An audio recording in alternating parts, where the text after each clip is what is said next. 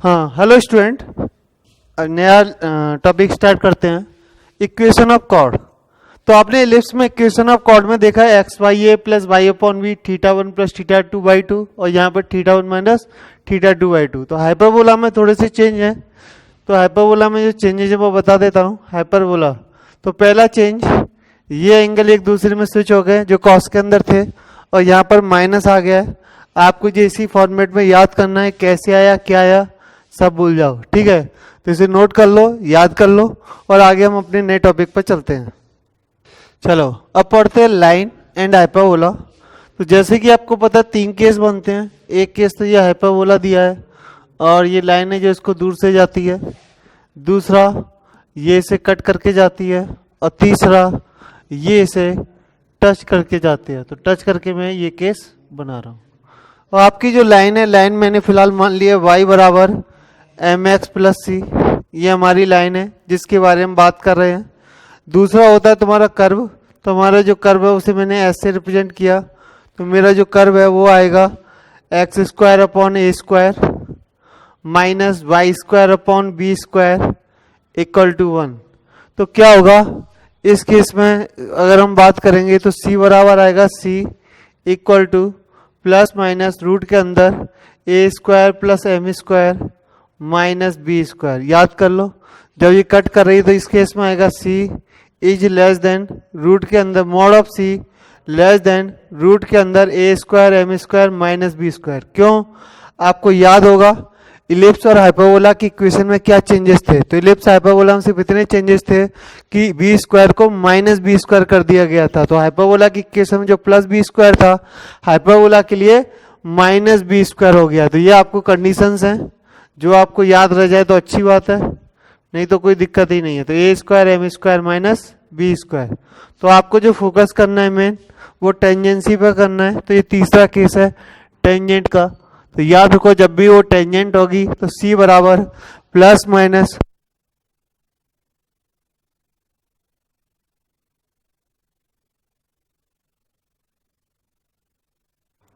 तो उम्मीद है आपको समझ में आ गया होगा। टेंजेंसी की कंडीशन याद कर लो, c बराबर प्लस माइनस रूट के अंदर A square M square minus B square. ठीक है, बाकी इन दो केसों की कोई जरूरत नहीं है, इतना नोट करो। आगे बात करते हैं। तो अब बात करते हैं कंडेंसी की। तो इसमें नोट लिखते हैं, एक एक करके सारे बात समझते हैं। पहला, for x square upon A square minus y square upon B square equal to 1। अगर मैं उसके लिए बोलूँ कि टेंजेंट क्या आएगी, तो टेंजेंट आएगी y बराबर M X plus minus root के अंदर A square M square minus B square. Clear हुआ? क्लियर हुआ, अच्छी बात है। लेकिन अगर इसमें मैंने चेंज कर दिया for x square upon A square minus y square upon B square equal to -1, यहाँ पर लगा दिया -1, तो क्या होगा? टेंजेंट की कंडीशन में चेंज क्या कहेंगे, y बराबर एम एक्स प्लस माइनस ये बन जाएगा बी स्क्वायर माइनस ए स्क्वायर एम स्क्वायर। क्या बन जाएगा? बी स्क्वायर माइनस ए स्क्वायर एम स्क्वायर। क्योंकि दोनों में ही माइनस माइनस का चेंज आया है, तो ए स्क्वायर में भी माइनस ए स्क्वायर करने का और माइनस बी स्क्वायर को प्लस बी स्क्वायर करने का। तो ये दोनों चेंजेज हैं जो आप याद रखोगे। तीसरा, equation of tangent, equation of tangent from H comma के टू हाइपरबोला। तो जब हम जनरल केस की जब भी हम बात कर रहे होंगे तो अपने स्टैंडर्ड हाइपरबोला की बात करेंगे, ना कि कंजुगेट हाइपरबोला की।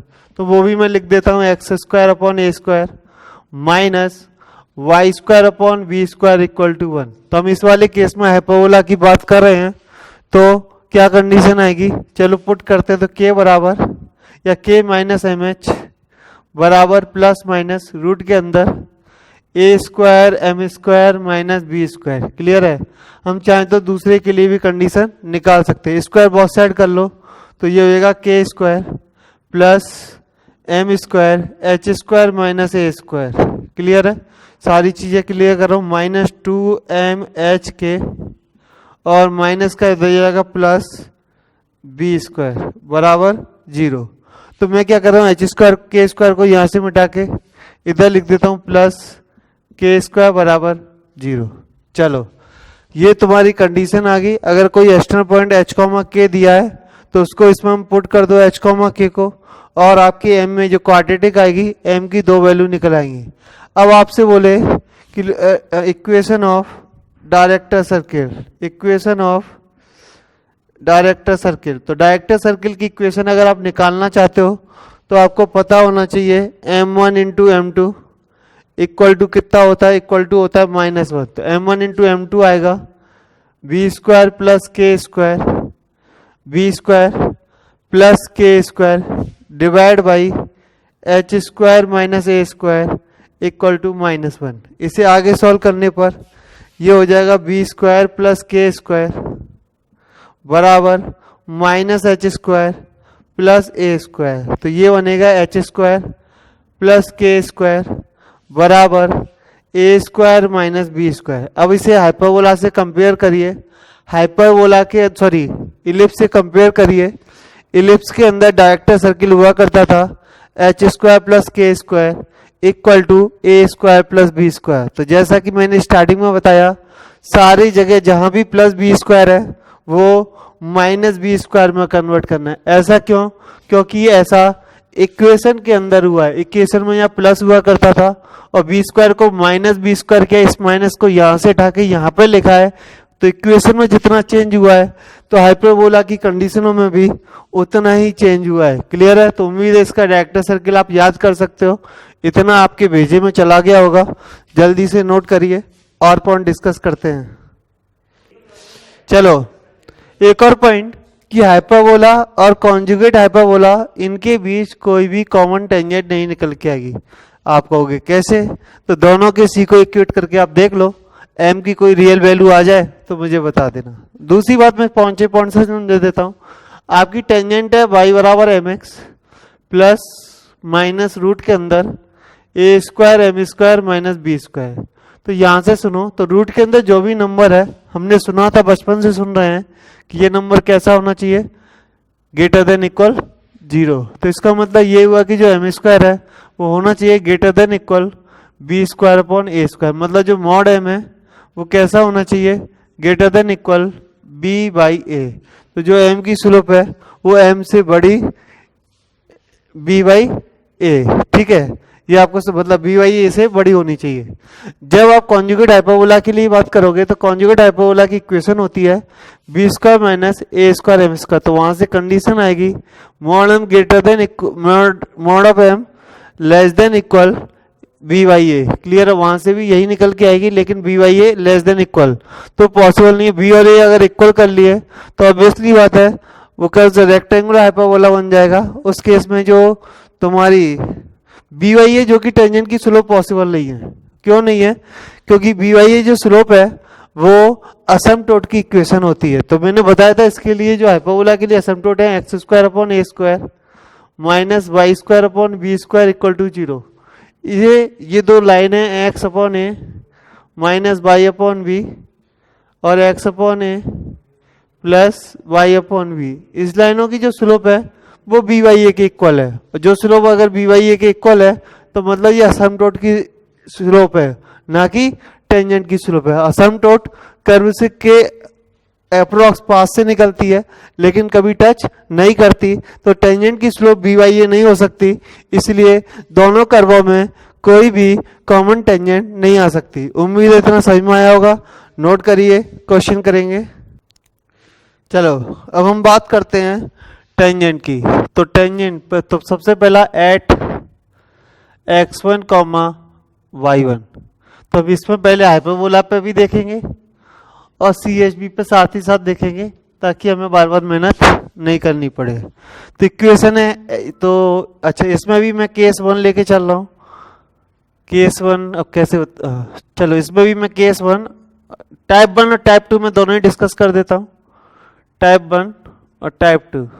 टाइप 1 मतलब जब सेंटर 0,0 है तो इक्वेशन आएगी x x1 upon A square minus y y1 upon B square equal to 1।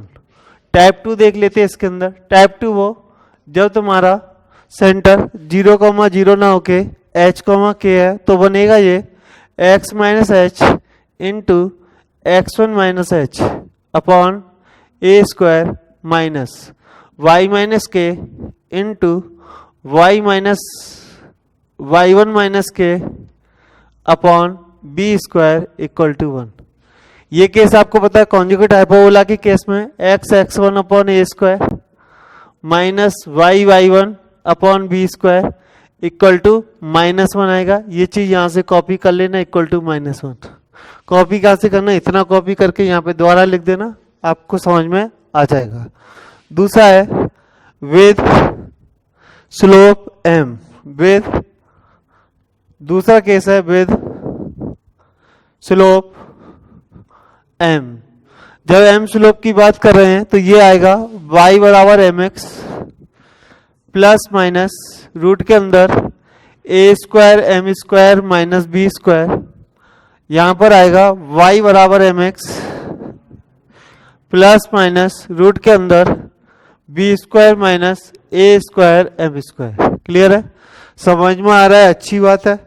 अगर आपको समझ में नहीं भी आ रहा है तो और अच्छी बात है। अगला पॉइंट देखते हैं, तीसरा, at A sec theta comma B tan theta.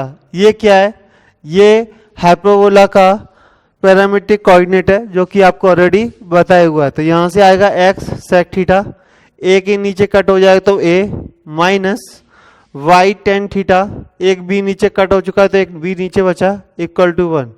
यहाँ पूरा छाप लेना, बराबर लिख देना -1। ठीक है, ये तीन टाइप है। चौथा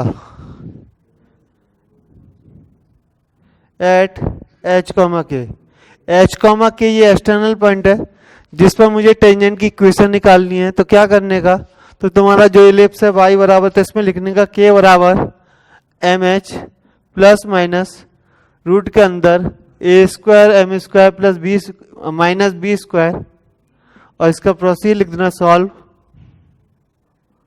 एंड फाइंड m। ठीक है, चलो एक और टाइप के क्वेश्चन बनते हैं कि m स्लोप की टेंजेंट तो तुम्हें दे दी, बोलेगा इसका पॉइंट ऑफ कांटेक्ट बताओ। तो पॉइंट ऑफ कांटेक्ट का तरीका मैं चाहे तो फॉर्मूला आपको बुक्स में भी मिल जाएगा, और तुमको तो फॉर्मूला मैं लिख के दे भी सकता हूँ। और इससे बढ़िया मैंने आपको एक तरीका बताया है कि आप यहाँ से point of contact x1 y1 मानो, इस टेंजेंट को इस टेंजेंट को कंपेयर करो, सीधा x1 y1 निकल के आता है। कोई भी फॉर्मूला हमें कभी याद नहीं करना पड़ता है, आसान जाता है। क्लियर है, तो इतना नोट करो, आगे और बात करते हैं। चलो तो एक लास्ट पॉइंट और डिस्कस करते हैं, point of intersection of tangent at θ1 and θ2। तो आपकी θ1 मतलब a sec θ1 comma b tan θ1, और फिर आपने क्या किया, a sec θ2 comma b tan θ2 पर टेंजेंट ड्रॉ की। इन दोनों पर टेंजेंट ड्रॉ करेंगे तो ये पॉइंट ऑफ इंटरसेक्शन आएगा। इतना बड़ा आपके आगे लिखा हुआ है, इसे नोट कर लो, याद कर लो, बाकी क्वेश्चंस करेंगे अगले लेक्चर में। ओके, थैंक यू, धन्यवाद।